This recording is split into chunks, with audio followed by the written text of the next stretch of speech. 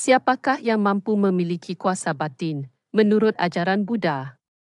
Dalam ajaran Buddha, kuasa batin atau kesaktian rohani bukanlah sesuatu yang boleh dimiliki oleh sesiapa sahaja, tetapi diperoleh melalui latihan batin yang mendalam, terutamanya melalui samadhi atau samadhi, iaitu meditasi yang mencapai tahap tinggi. Buddha menjelaskan bahawa hanya mereka yang mencapai jana atau chan, iaitu tahap meditasi mendalam yang melampaui dunia kebendaan, boleh memperoleh kuasa luar biasa ini. Syarat-syarat untuk memiliki kuasa batin: 1. Melatih sila atau sin, iaitu memiliki moral yang bersih. Orang yang ingin mencapai kuasa batin mesti memiliki kehidupan yang bermoral dan suci. Menghindari kejahatan, menjalani hidup penuh kebajikan, serta tidak terikat dengan nafsu dan keinginan duniawi. 2. Mengembangkan samadhi, iaitu meditasi yang kukuh.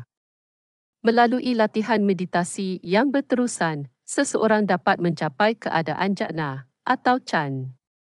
Keadaan ini membawa kepada ketenangan batin yang luar biasa, mengatasi gangguan dunia luar. 3. Mencapai jana atau chan, iaitu tahap kesedaran tertinggi. Apabila seseorang berjaya memasuki jana, mindanya menjadi begitu kuat sehingga dapat mempengaruhi alam sekitar. Ini termasuk kemampuan seperti melihat alam gaib, mendengar suara dari jarak jauh, atau dalam kes yang lebih tinggi, menggerakkan unsur-unsur alam. Jenis-jenis kuasa batin dalam ajaran Buddha. Buddha menyebut beberapa jenis kuasa batin yang boleh dicapai melalui latihan meditasi. Antaranya, Ithiwit atau disebut Ithiwit, keupayaan untuk melakukan perkara luar biasa seperti berjalan di atas air, terbang di udara, atau mengubah bentuk. Tipjachak atau disebut Tipjachak, iaitu mata batin yang boleh melihat perkara tersembunyi atau kehidupan lampau. Tibasut atau disebut Tibasut, iaitu pendengaran luar biasa yang mampu mendengar suara dari jauh atau dimensi lain. Cetupari Yayan atau disebut Cetupariayan, iaitu keupayaan membaca fikiran orang lain. Pupeniwa Sanusa Tian atau disebut Pupeniwa Sanusa Tian, iaitu ingatan terhadap kehidupan lampau. Siapa yang sebenarnya mampu memiliki kuasa batin? Menurut ajaran Buddha, kuasa batin ini tidak diperoleh dengan mudah.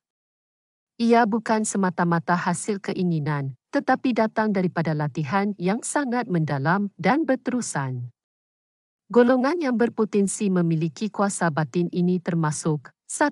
Para arahan atau disebut arahan, iaitu mereka yang telah mencapai pembebasan sepenuhnya daripada kilet sar atau kekotoran batin. 2. Para bhikkhu dan yogi yang mencapai jana, iaitu mereka yang telah berlatih meditasi hingga mencapai ketenangan dan kekuatan batin yang tinggi. 3. Makhluk surgawi atau dewa atau disebut Tewada. Dalam ajaran Buddha, makhluk dari alam dewa atau Brahma memiliki kuasa batin secara semula jadi, namun Buddha juga mengingatkan bahawa kuasa batin bukan tujuan akhir dalam ajarannya.